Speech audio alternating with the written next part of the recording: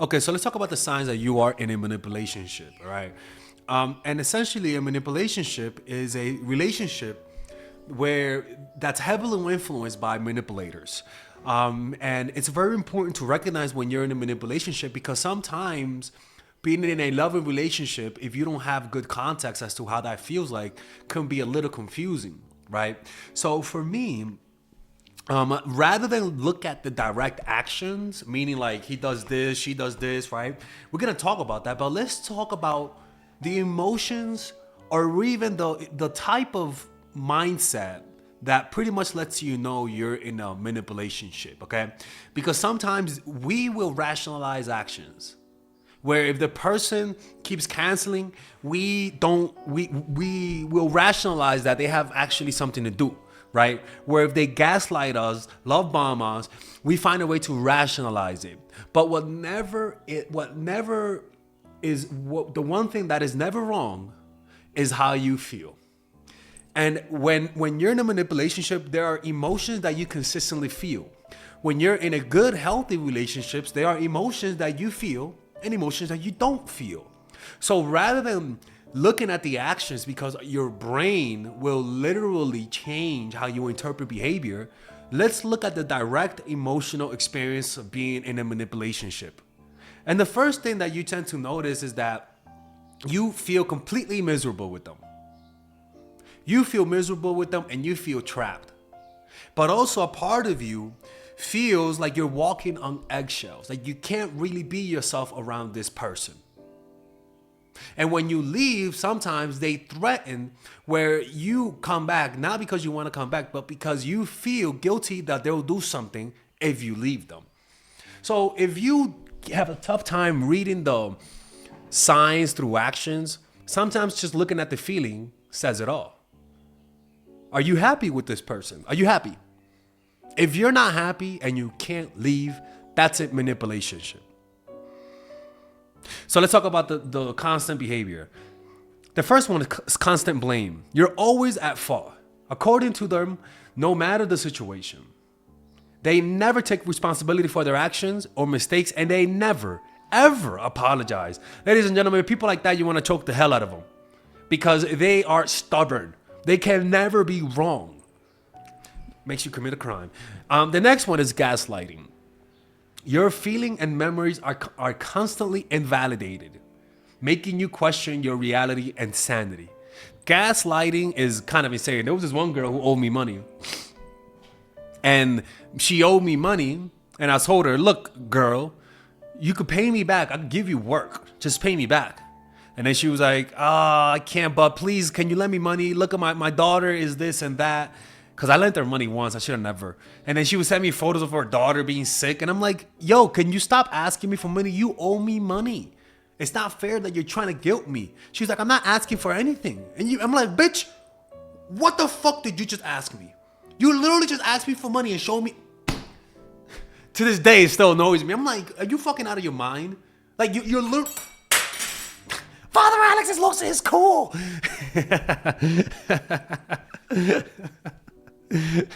Right? So it's like gaslighting, man. It's like, yo, man, like don't even interact with people like that, man. Get them out of your life because they'll make you question your reality. Reality is already fickle enough. You don't need somebody else telling you what you're perceiving is wrong. Next one is isolation. There's a push for you to cut off ties with friends and family. Hey, man, your family's not good for you. Your family, sometimes I don't like the way they talk about me. Maybe you shouldn't hang out with them no more. Oh, I don't like the way your dad talks. He's not a good person. Stay away from him. Making you feel dependent on your partner and easier to control. And that's actually what cults do, right? Cults understand this principle that if you want to control someone's mind, isolate them from the source of support, and that's their friends and family. So they'll demonize your friends, talk bad about your friend, and if you stay there, continue. Love bomb, then devaluation. So it's not just the fact that they're love bombing you, like it's not, sorry.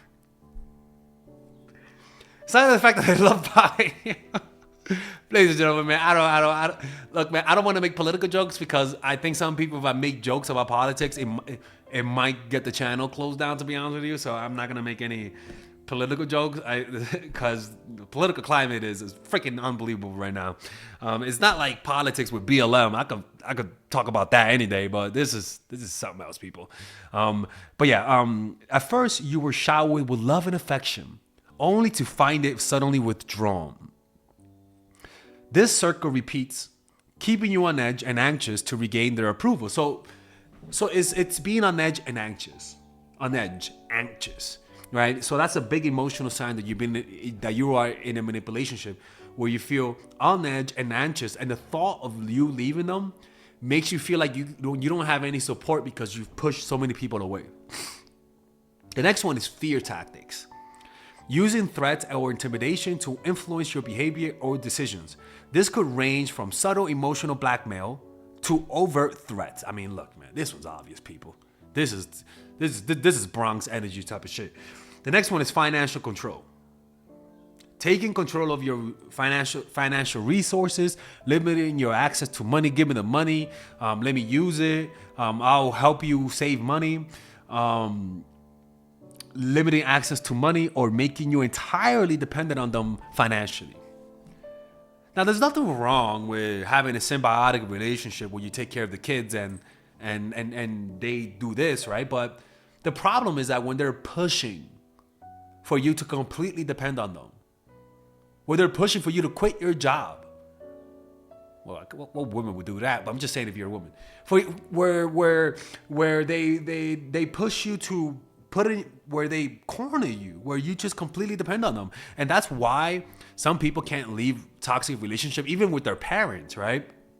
Like you have parents that secretly don't want their kids to succeed so that they could keep having control over them.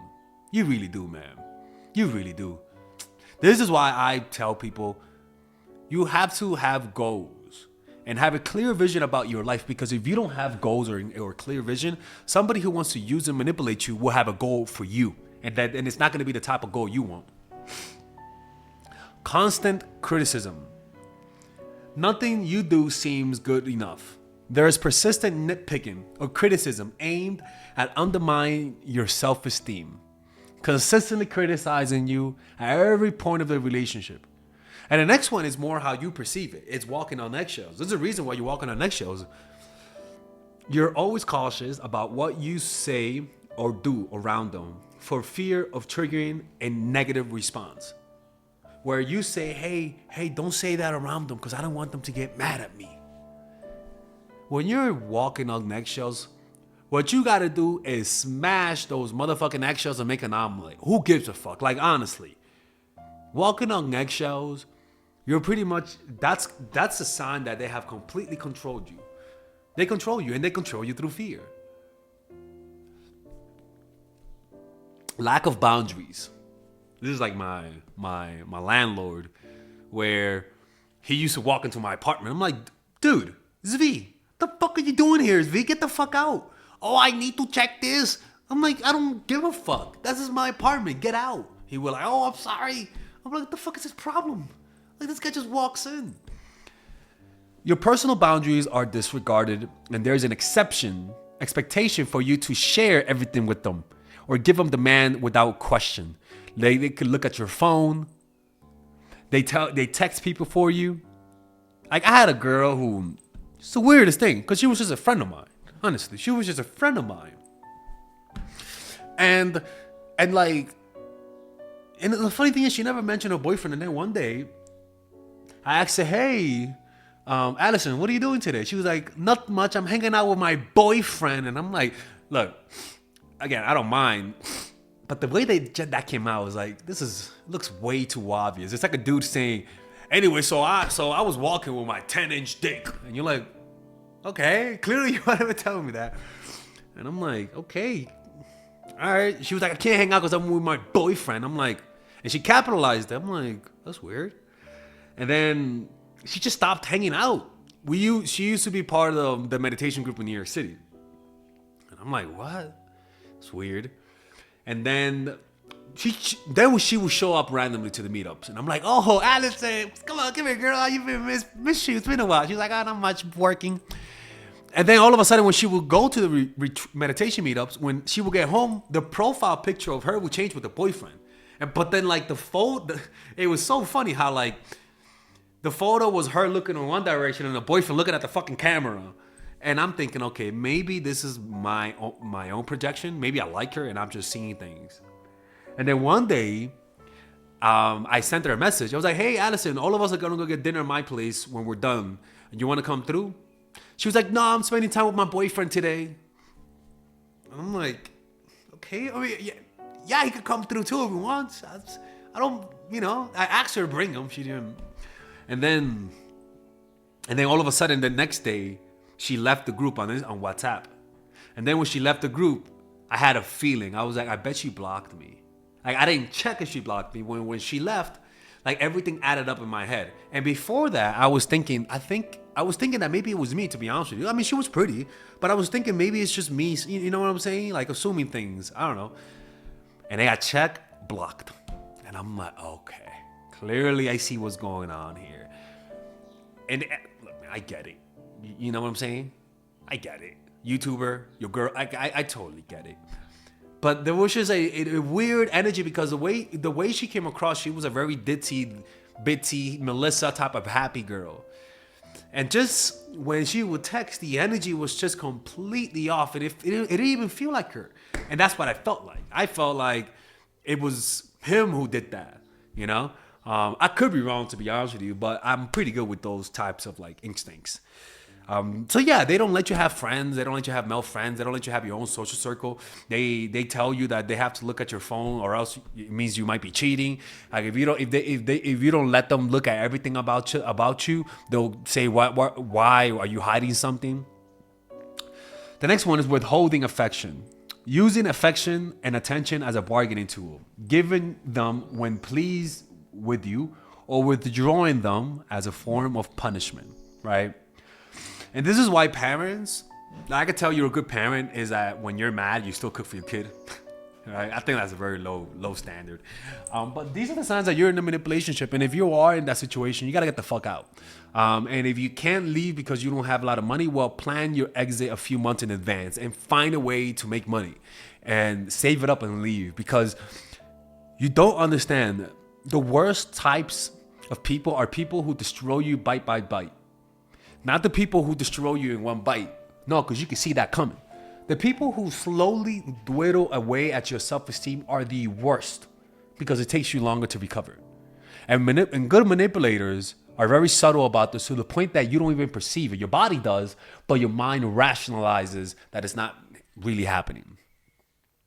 So if you guys want me to, the next video I could make is, what are the traits that, signs that you're easy to manipulate? So if you guys want me to make that video, let me know. Anyways, hopefully you guys enjoyed this video. If you guys want to work with Father Alex one-on-one, go to mindforattraction.org, or else I'm going to have to close the channel.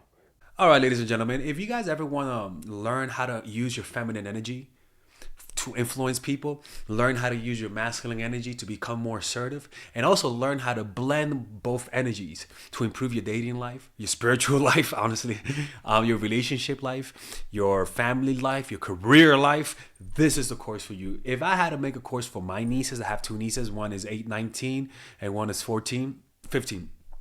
16. Holy shit. Oh my God, he's a bad fucking uncle. He's a bad uncle. Get him. Shut up, Melissa. You should get this course, right? And this is the course that I will make for them. So, for example, watch the curriculum, right? In the first week, we're going to be showing you how to establish a strong masculine foundation without letting it hurt your feminine energy. This masculine foundation is a source of who you are, right? It's your bodyguard. Without this, whatever feminine energy you create will be destroyed by the outside, because your masculine is your shield. So we'll talk about goal setting. We'll talk about how to develop a serious attitude. We're going to be talking about how to use more logic, how to use more goal-oriented behavior. It's more how to be a man. Now the next one is how to embrace the feminine energy, right? This one would teach you about how to minimize excessive masculine traits, developing self-awareness, healing abundant feminine energy, regulating your emotion, mastering voice qualities and facial facial expressions, surrendering control, and allowing pain to be felt. This is honestly, this will supercharge, like Kaioken, your masculine energy. After that, we have femininity in the workplace and how to be feminine in the workplace without letting people take advantage of you, and the nuances of how women on power should behave versus women who are subordinates in the workplace, and even the dress code. This is based on psychology, people. It's kind of insane. I'm actually excited about this one. The next week, we talk about navigating the labyrinth of male and female friendship. And this, a lot of women find confusing, so we talk about that. And how to identify envious friends, how to identify the good friends, how to keep male friends, and how to keep female friends. Week 5, we talk about how to release the burden of the past and stop and destroy mental projections. This is actually really powerful. And then week 6, we talk about how to increase your observational power so that you could read people better. And we have a bunch of bonuses. The course starts at $99, and you guys can pre-order the course today at $69 before it goes out. If you're watching this, most likely I'm in the meditation retreat, so most likely I will be praying for all of you guys. And just click on the description down below of the video. Right there, you'll see it, and you could pre-order that course. It's gonna be out by the end of next month or the beginning of February of March. One of the two, people, because I have a 10-day retreat to do, and I want to finish the course after the retreat, because I think the ideas are gonna be so much better. All right, man. I'll see you guys later. Pre-order, man. I'm closing the channel.